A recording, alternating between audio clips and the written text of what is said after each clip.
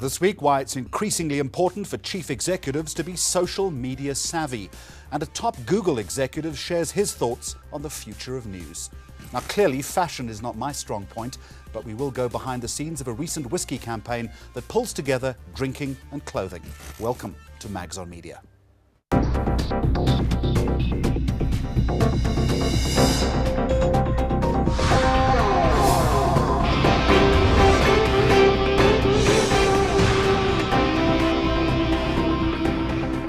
Now, the 4th annual MTN Radio Awards have taken place in Johannesburg.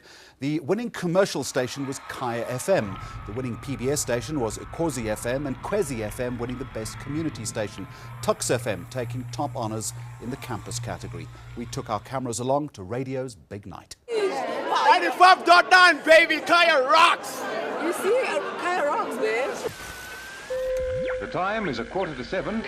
South African radio was born in the early 1920s in a formation of independent radio stations in Johannesburg, Cape Town and Durban, broadcasting to tiny audiences with limited resources and very little in the way of financial return.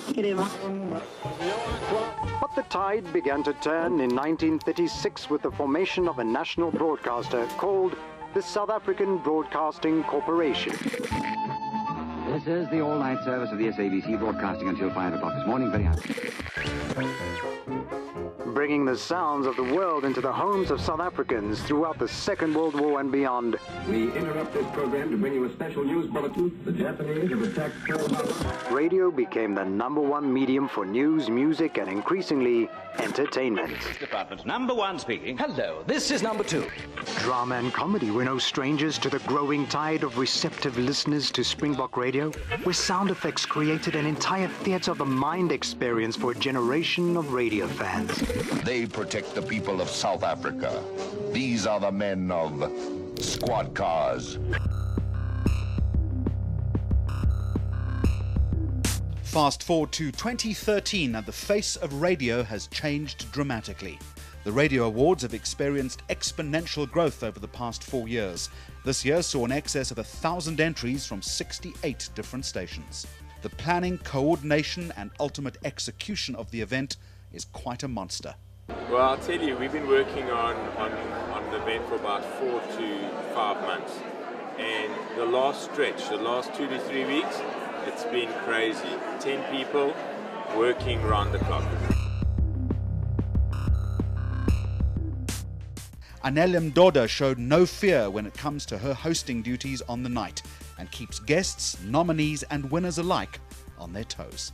Jadine, you are now moving stations, aren't you?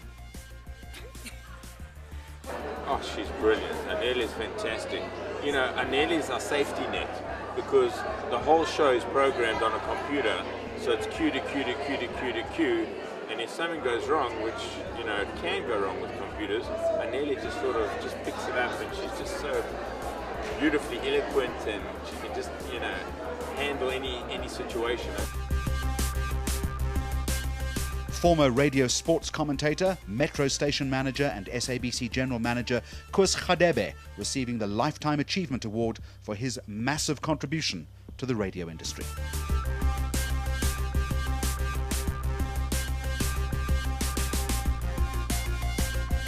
Give yourselves one of these and enjoy your desserts.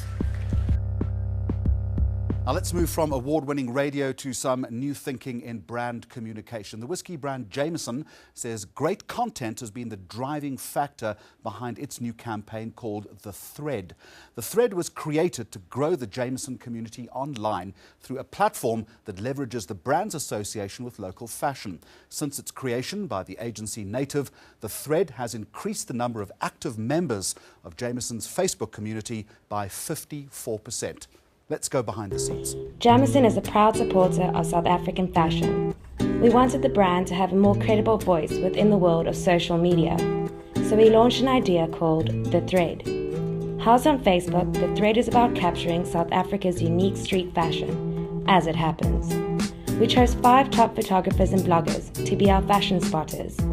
These spotters were introduced to the Jameson community via video profiles.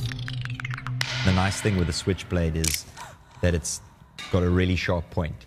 Whenever I lose one or get it confiscated, I go and get another one. It's something that's comforting to me. Simple, but I like things that are simple with details, simple with a special element to it. I like to play and I like to kind of mess around with people's like perceptions of me and who I am. So I go from anything to being really smart to wearing wife beaters. For me, it's like fashion is the way as play. It's not. I don't want to create like one style. I just want to kind of push things, and I hate being boring. I would never want to be boring. James Dean, for instance, he wore a white t-shirt, denims and boots, but he's considered a style icon because he was true to himself. The spotters hit the streets and their photos were uploaded to The Thread, providing a constant stream of authentic fashion for our fans to explore. The community was invited to have their say by rating, sharing and commenting on each item, giving them a chance to connect to the brand in a meaningful way. The Thread has now stitched together a community of people with original style and taste. We've traded catwalks for the streets and found inspiration in our unique melting pot of eclectic South African fashion. And you can have your say on the Radio Awards and the new Jameson campaign on our Facebook page on this address. Remember the show also on Twitter. Coming up on Mags on Media, the future of news according to Google.